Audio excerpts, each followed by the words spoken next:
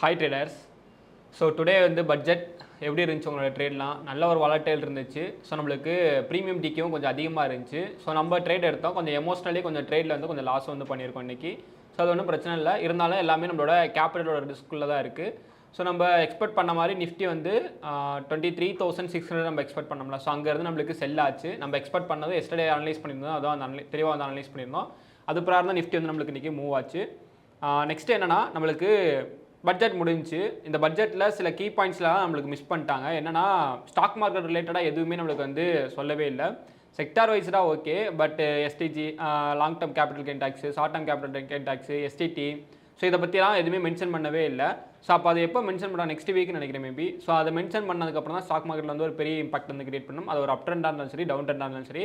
மறுபடியும் அப்போ நெக்ஸ்ட் வந்து மார்க்கெட் வந்து எகைன் வந்து ஒரு கன்சால்டேட் மோடில் தான் இருக்க போகுது. பட் டெக்னிக்கலி என்ன நடக்க போகுது அப்படிங்கிறத இந்த வீடியோ நம்ம தெளிவாக அனலைஸ் பண்ண போகிறோம். அதாவது மண்டே நிஃப்டி எந்த பக்கம் மூவ் ஆக போகுது ஒரு பக்கம், அண்ட் நெக்ஸ்ட் வீக் வந்து ஃபுல்லாக வந்து நிஃப்டி எந்த பக்கம் இருக்க போகுது, பிப்ரவரி ஃபர்ஸ்ட் வீக் வந்து நிஃப்டி வந்து எந்த பக்கம் இருக்க போகுது அப்படிங்கிறத ஃபுல்லாக நம்ம இந்த வீடியோவில் அனலைஸ் பண்ணுவோம்.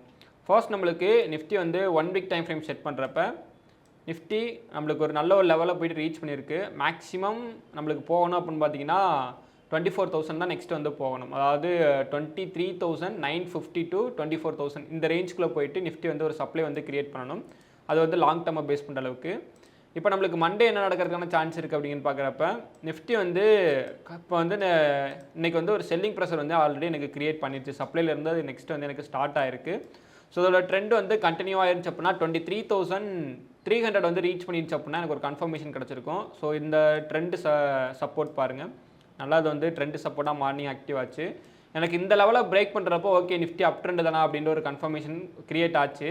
பட் நெக்ஸ்ட் என்ன ஆச்சுன்னா, ஒரு கேண்டில் வந்து நம்மளுக்கு ஃபெயிலியர் இல்லை, நிஃப்டி அப் ட்ரெண்ட் இல்லை, டவுன் ட்ரெண்ட்னு ஒரு ஃபெயிலியர் இருந்துச்சு. இந்த இடத்துல ஒரு ஸ்கேல்பிங் ட்ரேட் கூட நம்ம பண்ணோம்.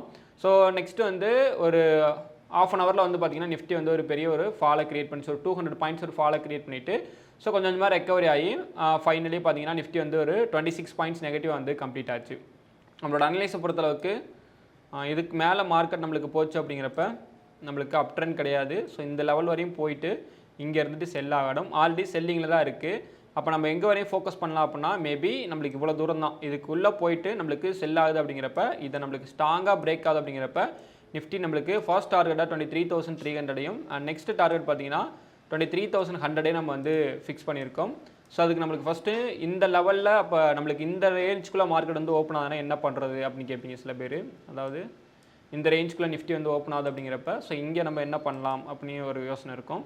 அதுக்கு எங்கே நம்மளுக்கு பிரேக் ஆனால் நம்ம வந்து எடுக்கலாம் அப்படின்னு பார்த்தீங்கன்னா இந்த லெவல் 23,446 பிரேக் ஆகுது அப்படிங்கிறப்ப ஒரு கன்ஃபர்மேஷனில் நம்மளுக்கு என்ட்ரி கிடச்சுன்னா ஸோ என்ட்ரி எடுக்கலாம். ஃபர்ஸ்ட் டார்கெட் 23,301, நெக்ஸ்ட் வந்து 23,100 அண்ட் அனதர் ஒன் டார்கெட் தான் 22,800 வந்து நம்ம வந்து ஃபிக்ஸ் பண்ணியிருக்கிறது. அப் ட்ரெண்டுக்கு எங்கே போனால் நம்மளுக்கு சேஞ்சஸ் ஆகிறதுக்கான சான்ஸ் இருக்குது அப்படின்னா இந்த லெவலில் ஸ்ட்ராங்கான ஒரு பிரேக் அவுட் கன்ஃபர்மேஷன் கிடைக்கணும். ஸோ அதுக்கப்புறம் இவ்வளோ தூரம் போயிட்டு மார்க்கெட் வந்து ஒரு ரீட்ரெஸ்ட்டும் பண்ணணும். ஸோ இந்த லெவல் வரையும் போயிட்டு ஒரு ரீட்ரெஸ்ட்டும் பண்ணணும். இந்த ரேஞ்சுக்குள்ளே போயிட்டு இப்படி ஒரு ரீட்ரெஸ்ட் பண்ணதுக்கப்புறம் இங்கேருந்து நம்மளுக்கு ஒரு அப் ட்ரெண்ட் கன்ஃபர்மேஷன் கிடச்சுன்னா நம்ம வந்து ட்ரேடை வந்து எக்ஸிக்யூட் பண்ணிவிட்டு 23,800 ஃபஸ்ட் டார்கெட், 24,000 வந்து நெக்ஸ்ட் டார்கெட்டாக வந்து நம்ம ஃபிக்ஸ் பண்ணிக்கலாம். இப்போ 15 மினிட்ஸில் நம்மளுக்கு எக்ஸாக்டாக என்ன கன்ஃபர்மேஷன் கிடைக்குது அப்படின்னு பார்க்குறப்ப ஸோ இதுதான் 15 மினிட்ஸ். என்னோடய எக்ஸாக்ட் என்ட்ரி லெவல் எங்கே இருக்கும் மண்டே அப்படின்னு பார்த்தீங்கன்னா இந்த ரேஞ்சுக்குள்ளே எனக்கு ஓப்பன் ஆகுது அப்படிங்கிறப்ப ஸோ எப்போ இதை பிரேக் பண்ணுதோ அப்போ எனக்கு கன்ஃபார்ம் பண்ணும். ஸோ எப்போ எனக்கு இந்த லெவலில் பிரேக் பண்ணுதோ ஸோ அப்போ நான் என்ட்ரிஸ் வந்து ப்ளேஸ் பண்ணுவேன். அதாவது 23,475 எப்போ பிரேக் பண்ணுதோ அப்போ புட் ஆப்ஷன் என்ட்ரி ப்ளேஸ் பண்ணிவிட்டு ஸோ இங்கேருந்து மார்க்கெட் வந்து ஒரு ரிட்டர்ன் ஆகிறதுக்கான சுச்சுவேஷன் க்ரியேட் பண்ணுதா அப்படிங்கிறத நான் செக் பண்ணுவேன். செக் பண்ணிவிட்டு ஸோ க்ரியேட் பண்ணுது அப்படின்னா ஸோ நான் அந்த பிளேஸ்லேயே வந்து எக்ஸிட் ஆகிறதுக்கான ஐடியா வந்து ப்ளேஸ் பண்ணிக்குவேன். ஸோ அப்படி இல்லை அப்படிங்கிறப்ப அது க்ரியேட் ஆகலை அப்படிங்கிறப்ப ஸோ அப்போ ட்ரெண்ட் எனக்கு கண்டினியூ ஆகிட்டு ஃபர்ஸ்ட் வந்து 23,319 இதில் தான் நம்மளுக்கு ஒரு டே வந்து ஸ்ட்ராங்கான சப்போர்ட் எடுத்துச்சு. ஸோ அதே மாதிரி இன்றைக்கி டேவும் இங்கே வந்து சப்போர்ட் எடுத்திருக்கு. இந்த சப்போர்ட் வந்து நம்மளுக்கு போயிட்டு ஃபுல்ஃபில் ஆயிடுச்சு ஆல்ரெடி. அது ஃபுல்ஃபில் ஆகணும் அப்படின்னா மேபி இந்த லெவலில் ஃபுல்லாக அது வந்து ஃபுல்ஃபில் பண்ணிடுச்சு அப்படின்னா நல்லாயிருக்கும். இந்த லெவலில் ஃபுல்ஃபில் பண்ணிவிட்டு கீழே விழுந்தால் நம்மளுக்கு கொஞ்சம் ஒரு பெட்டராக வந்து கீழே விழுறதுக்கான சான்ஸ் இருக்குது. ஸோ பார்ப்போம் மண்டே என்ன நடக்குது அப்படிங்கிறத பார்ப்போம்.